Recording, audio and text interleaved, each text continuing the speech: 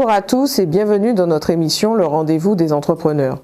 Nous vous proposons un programme qui a pour objectif de répondre aux problématiques des chefs d'entreprise afin de partager les astuces à connaître et les pièges à éviter dans le cadre de votre activité. Pour cette émission, nous avons choisi d'aborder les outils digitaux existants pour améliorer la gestion de votre entreprise. Chef d'entreprise, comment digitaliser la gestion de votre entreprise? Bonjour Monsieur Comlan, bienvenue sur notre plateau. Bonjour Madame Joseph, merci pour l'invitation. Alors pouvez-vous vous présenter en quelques mots? Alors je suis Adrien Comlan, expert comptable, je suis responsable de l'offre Full Service au sein d'un groupement d'entreprises qui propose des services d'expertise comptable, mais également des services informatiques et puis depuis quelque temps une offre de secrétariat externalisé pour les artisans et les TPE. Très bien. Alors justement, c'est l'objet de notre sujet aujourd'hui. Pouvez-vous nous décrire et nous définir qu'est-ce que la digitalisation des entreprises et quels sont les outils qui sont au service de la gestion des entreprises? Alors, on entend beaucoup parler de digitalisation de l'entreprise. Je pense que dans ce sujet, comme dans d'autres, il faudrait commencer par définir les termes. Donc, la digitalisation de l'entreprise consiste à utiliser des outils, des nouvelles technologies dans tous les secteurs de l'entreprise.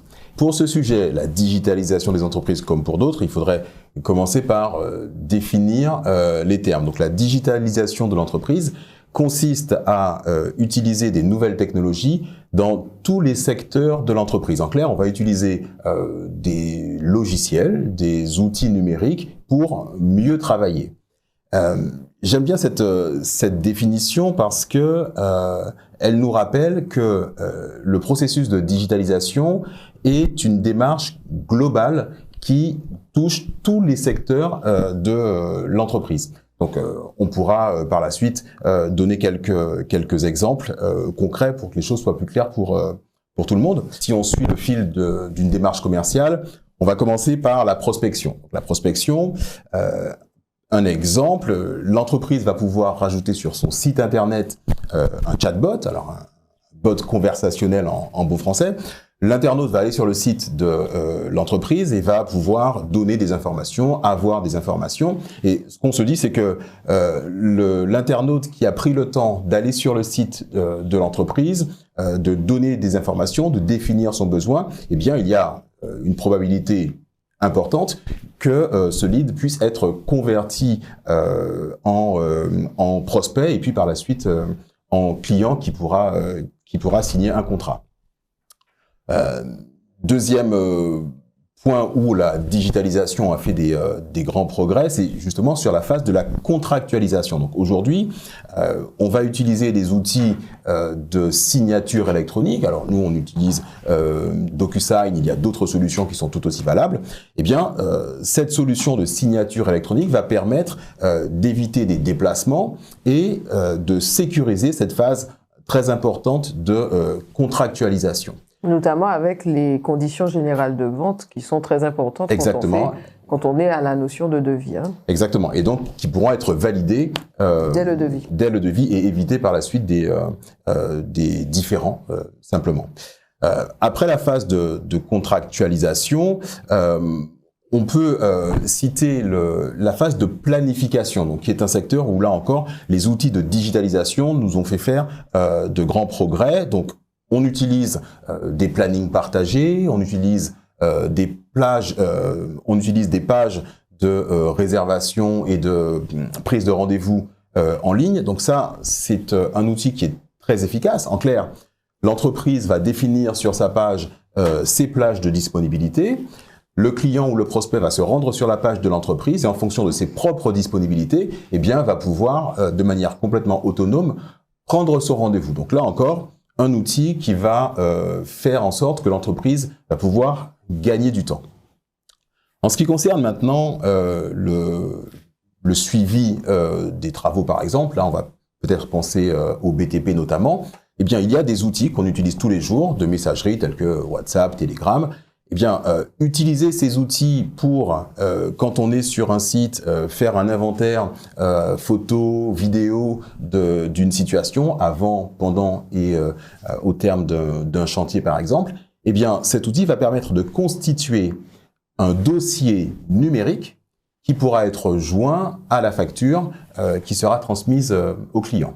Donc, on parle de facturation, eh bien, c'est le secteur qui est le plus communément développé. C'est un acquis en termes de digitalisation. Aujourd'hui, un nombre important d'entreprises utilisent un outil de devis facture et cette phase de dématérialisation des factures de vente aujourd'hui est un acquis pour nombre d'entreprises. Eh bien, cette facturation, c'est clairement la pierre angulaire du processus de digitalisation des entreprises. En matière d'outils de facturation, eh bien, l'un des outils que l'on recommande permet notamment évidemment de faire tout ce qui est devis, facture, gestion de stock, facture de situation, etc. Mais propose également un espace client. Alors concrètement, le client va pouvoir aller sur son espace client et récupérer ses devis, ses factures, ses bons d'intervention et il n'aura pas à solliciter le service de secrétariat de l'entreprise. Il va être autonome et il va pouvoir régler sa facture. Autre point sur lequel on a beaucoup progressé grâce à la digitalisation, c'est justement pour le paiement. Donc que ce soit pour l'entreprise, dans son mode de règlement, l'entreprise va aujourd'hui favoriser plutôt le paiement par virement instantané, qui va progressivement remplacer le chèque, mais également pour se faire payer. Donc aujourd'hui, l'entreprise va envoyer à son client sa facture de manière évidemment dématérialisée et cette facture aura un lien qui permettra à son client de régler par carte bleue, par virement. Aujourd'hui, il y a des solutions telles que Stripe, mais également les banques proposent ce type de service. Et également, le paiement en plusieurs fois peut se faire aussi. Le paiement en plusieurs fois, exactement. Via ce lien. Exactement. Et donc là, on est dans la digitalisation des moyens de paiement qui aujourd'hui offre une souplesse et permettent simplement de se faire payer plus rapidement. Donc si je comprends bien, aujourd'hui, en termes de gestion d'entreprise, la digitalisation intervient depuis la commande, donc par le devis jusqu'à la facture, et également aussi dans les prestations que doit définir le chef d'entreprise, puisque il y a des outils qui permettent de simplifier ces commandes, notamment dans certains secteurs où des fois c'est difficile de pouvoir évaluer des missions. Là, ça permet de cadrer la mission au mieux. Et puis par la suite, la facture et le règlement de la facture qui peut se faire de façon dématérialisée. Est-ce qu'il existe d'autres outils qui sont au service des entreprises? Alors oui, notamment dans la relation que l'entreprise va avoir avec son expert comptable. Donc aujourd'hui, on sait que pour avoir une comptabilité à jour, eh bien, il faut que l'entreprise transmette régulièrement et idéalement en temps réel ses factures à son cabinet d'expertise comptable. Alors concrètement, l'entreprise va avoir une application qui va lui permettre de prendre en photo la facture qu'il vient de recevoir. Cette photo va être transmise au serveur de son expert comptable. Et avec un mécanisme d'OCR, donc de reconnaissance de caractère, eh bien, le logiciel de l'expert comptable va pouvoir récupérer les informations de cette facture et proposer une écriture comptable. Donc, le collaborateur du cabinet d'expertise comptable va bien évidemment contrôler et valider cette écriture. Quel est l'intérêt? L'intérêt, c'est que quand on passe par ce type de solution, eh bien, la comptabilité de l'entreprise va être mise à jour plus régulièrement et l'expert comptable va pouvoir proposer à son client de l'information financière de manière régulière. Il va pouvoir proposer plus facilement une situation et puis, bien évidemment, produire le bilan de l'entreprise dans les délais légaux et dans les meilleurs délais. Voilà, donc ça c'est concrètement un exemple d'apport de ce processus de digitalisation. Il y a peut-être deux autres éléments que je voudrais signaler dans l'organisation de l'entreprise. Aujourd'hui, on utilise beaucoup les drives. Donc, on peut penser à OneDrive, Google Drive, etc. L'intérêt pour l'entreprise, c'est que les informations sont stockées de manière sécurisée et on va pouvoir accéder de l'entreprise et évidemment de manière sécurisée hors de l'entreprise, et le chef d'entreprise qui, pourquoi pas, peut avoir des collaborateurs en télétravail, eh bien, va pouvoir partager l'information de manière sécurisée. Ça permet également de travailler de manière collaborative à plusieurs sur un même document. Exactement, sur un même document. Alors peut-être un dernier point, un dernier outil que l'on peut présenter. Alors c'est un outil qui sur ces dernières années a été largement plébiscité. Je veux parler de la visioconférence, donc avec des outils tels que Zoom, Teams et consorts. L'intérêt de la visioconférence, c'est que évidemment ça permet de limiter les déplacements, en particulier en Martinique, et paradoxalement de renforcer les liens avec les membres de l'équipe ou encore les clients. Donc l'enjeu l'entrepreneur, c'est d'utiliser tous ces outils que l'on a pu décrire, mais de manière coordonnée et en impliquant ses équipes. Et c'est là où il faut être évidemment vigilant.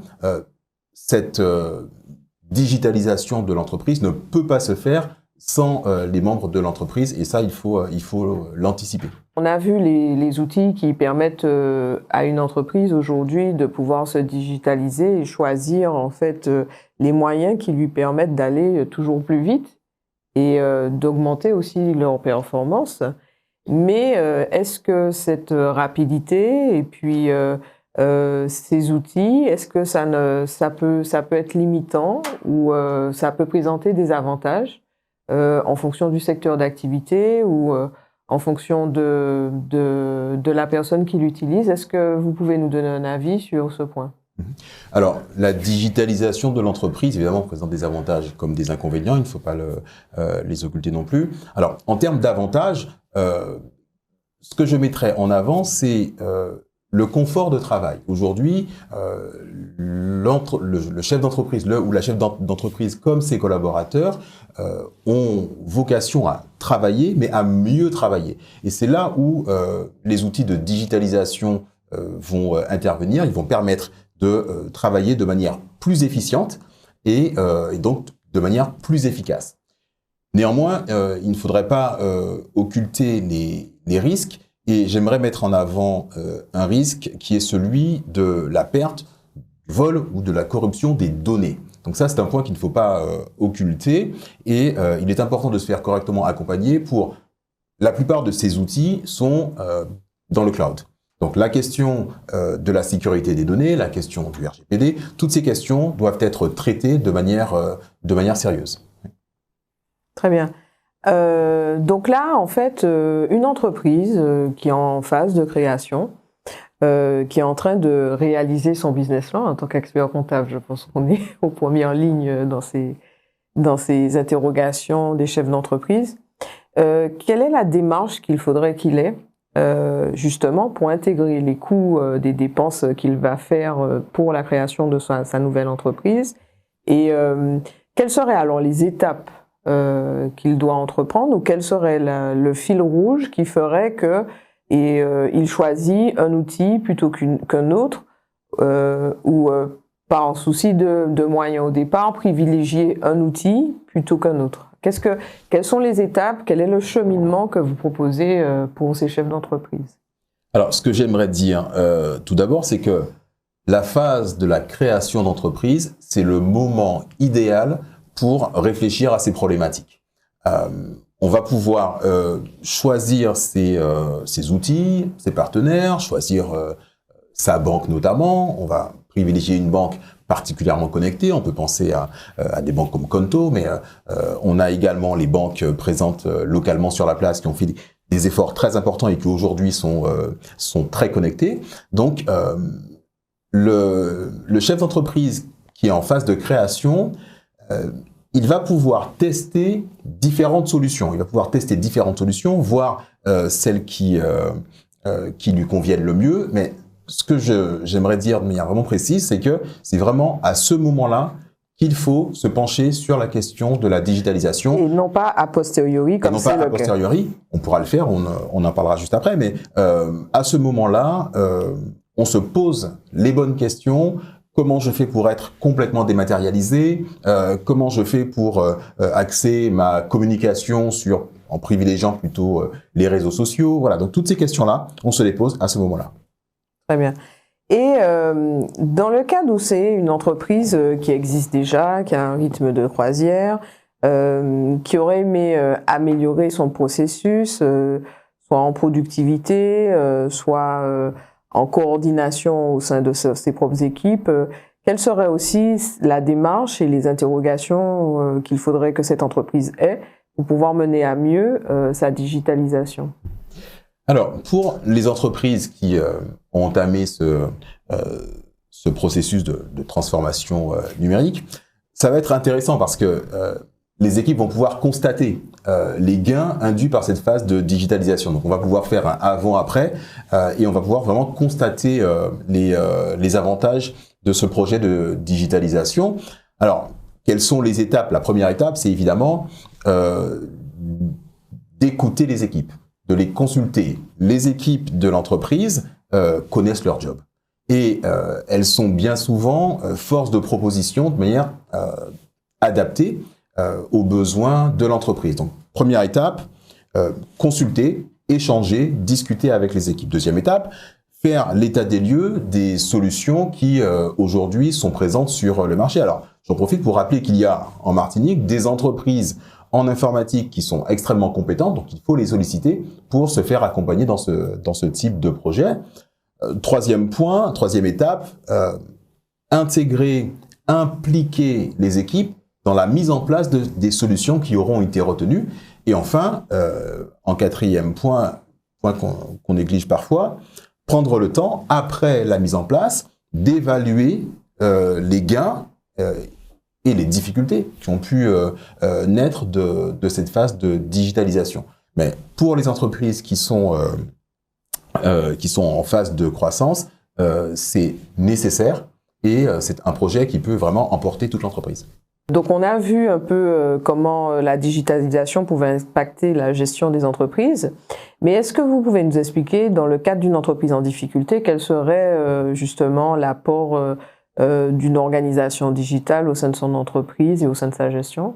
Alors, on sait bien qu'il y a différentes raisons qui peuvent faire qu'une entreprise se retrouve à un instant T en difficulté. En général, les solutions qui vont lui permettre de sortir de cette mauvaise phase, ça va passer par une réduction des coûts. Donc, on va pouvoir analyser l'ensemble des solutions que l'on a évoquées depuis le début dans une optique de diminution des coûts afin de pouvoir reconstituer les marges de l'entreprise. On va pouvoir également insister sur l'automatisation du processus de recouvrement pour pouvoir faire rentrer les sous. Donc là, ce sont pour une entreprise en difficulté, ce sont les deux apports que je verrai de ce processus de digitalisation. En tant qu'expert comptable, on ne peut pas éviter ce sujet, la facture électronique. Alors, on ne peut pas y rester très longtemps, mais en quelques mots, quelles sont les échéances, puisqu'il y a eu des reports d'échéances? Quels conseils pourriez-vous donner aux chefs d'entreprise concernant la facture électronique? Et quelles seront les obligations demain matin des chefs d'entreprise sur ce sujet? Alors, effectivement, c'est d'actualité. Donc, le gouvernement a indiqué que la mise en place de la facture électronique était reportée de 2 ans. Donc là, on sera plutôt sur du 2026-2027. Concernant la facture électronique, ma position est constante. En clair, les entreprises qui auront déjà engagé leur transformation numérique, leur digitalisation, eh bien, seront bien préparées face à la généralisation de cette facture électronique. Donc, les autres ont 2 ans et c'est l'occasion pour elles d'entamer cette phase de digitalisation, de modification de leur process en interne pour, en 2026, être, comme les autres, prêtes à faire face à cette obligation de la facture électronique. Quel conseil pourriez-vous donner à des chefs d'entreprise qui cherchent à aller vers tel logiciel ou telle solution en 2 mots, très rapidement? Alors, ce que je leur dirais, c'est que, avant tout, la digitalisation ne se résume pas à l'utilisation d'un outil. Il s'agit d'une modification en profondeur des process de fonctionnement de l'entreprise. Et il faut notamment garder en tête que la culture digitale, ça ne va pas de soi. Donc il y a dans l'entreprise des personnes qu'il faudra plus ou moins accompagner. Donc en clair, le conseil que je donnerais au chef ou à la chef d'entreprise, c'est tout d'abord de se faire accompagner. Donc c'est un projet qui est important, qui est structurant pour l'entreprise et aller voir notamment son expert comptable pourrait être une très bonne entrée en matière. Très bien. Bon, ben, Monsieur Comlan, je vous remercie pour votre intervention. C'est moi qui vous remercie. Et je vous souhaite une bonne continuation. Merci. À bientôt. Entrepreneurs, j'espère que cette émission vous a permis de vous éclairer dans l'évolution de votre activité. Quant à nous, nous nous retrouvons le mois prochain pour une nouvelle émission. Et n'oubliez pas, demain, c'est aussi entreprendre.